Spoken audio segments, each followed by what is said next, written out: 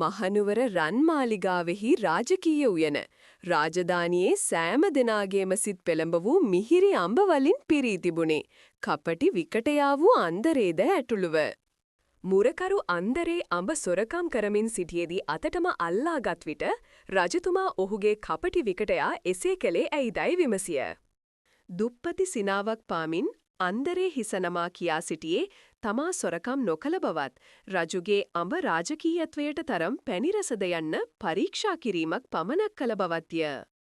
අන්දරේගේ බුද්ධියෙන් විනෝදයට පත් වූ රජු සිනාහඩින් පුපුරා ගියේය. සොරකම ප්‍රශංසාවක් බවට පත් කළ හැකි ඕනෑම කෙනෙකුට තවත් අබ ගෙඩියක් ලැබිය යුතු බව ඔහු ප්‍රකාශ කළේය. අන්දරේ බඩපිරී සෑහීමකට පත් සිනහවක් මුවට නගාගෙන මාලිගාවෙන් පිටව ගියේ නුවණ ඕනෑම කඩුවකට වඩා තියුණු බව නැවත වරක් ඔප්පු කරමිනි.